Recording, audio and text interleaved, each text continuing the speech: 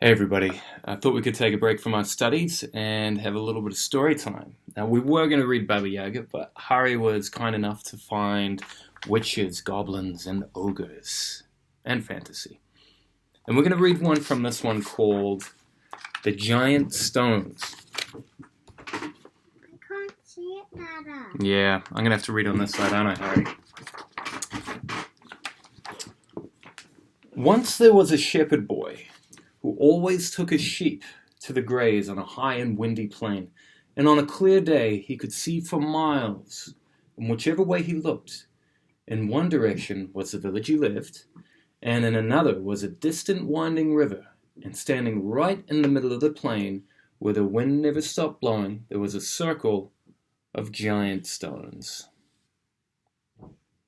No one knew how they had got there, and the village people were afraid to go near them, for there were tales that there were giants who had been turned into a stone as punishment.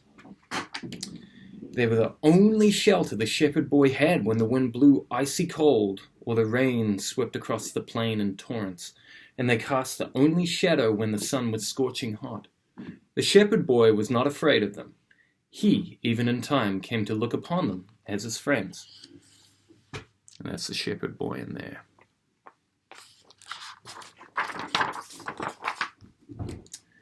Living in the same village as the boy was a sorcerer who could understand the language of animals and birds. Clever skill to have. One day he overheard two birds talking outside his study window. "Have you ever heard?" one of them was twittering.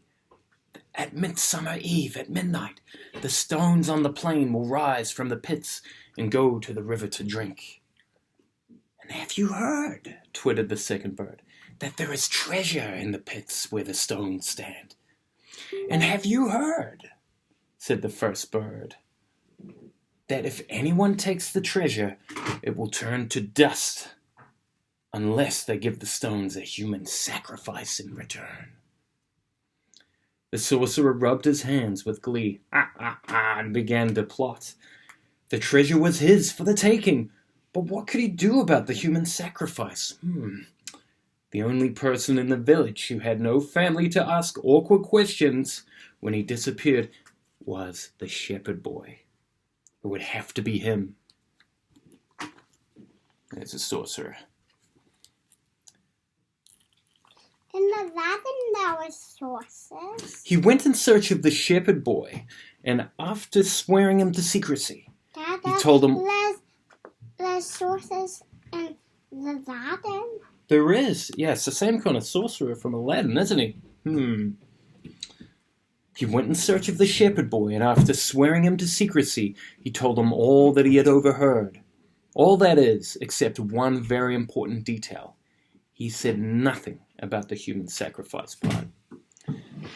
"We'll meet on the plain at midnight," said the sorcerer. "And when the stones go to drink, we will have treasure beyond our wildest dreams. Ho! Now remember, not a word to anyone." And at first, the shepherd boy was excited as the sorcerer at the thought of the treasure. But later that day, as he was sitting in the shade of Old Mighty, one of the stones, the biggest of the 7 stones, he began to think differently. It would be very unfair to steal the stone's treasure when they are drinking and unable to protect it, he thought. "I won't do it. I don't care if I stay poor all my life. I will not do it." There was a rustling on the brambles behind him, and to his astonishment, a strange-looking child with furry ears and bright black eyes appeared.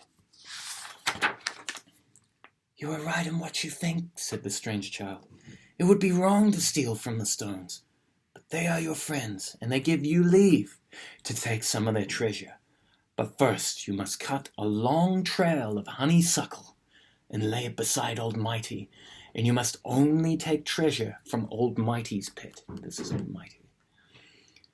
I wonder what that honeysuckle's for, Hari. On Midsummer Eve, the sorcerer and the shepherd boy went to the circle of stones and lay in wait for midnight. Just before the magic hour, clouds covered the moon, and moments later, the earth began to tremble. The stones were stepping from their pits. It was an awesome sight. Were they really enchanted giants? and they began to move across the plain, rocking gently from side to side on invisible feet. Presently there came the sound of a distant rumble. The stone giants were returning from the river. Oh no, I must get out of this pit or I'll be squashed under Old Mighty, thought the shepherd boy, and he tried to climb out. The sides of the pit were slippery and steep, and he couldn't find a foothold anywhere, but he could hear the sorcerer screaming with fear. "Quick!" cried the sorcerer, "we haven't got much time!" And the shepherd boy jumped into the pit from which Old Mighty had stepped. He gathered enough treasure to fill one of his pockets. In a nearby pit, the sorcerer was shoveling treasure into sacks as fast as he could. And all the time he was shoveling, he was thinking, "No one will miss the shepherd boy. No one will miss the shepherd boy." Here's that greedy old sorcerer shoveling all the treasure. And here's the shepherd boy. Oh no, what do you think's going to happen? The shepherd boy resigned himself to certain death. He looked up at the sky for the last time. He couldn't get out. And he saw the strange child with the white furry ears. There she is.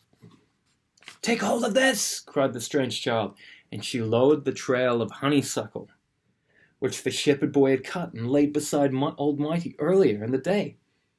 "I'll pull you up." And it was a very, very close thing. As the shepherd boy fell gasping onto the grass, Old Mighty stepped into the pit with a heavy thud, and all around were echoing thuds. And then, when the earth stopped trembling, complete silence.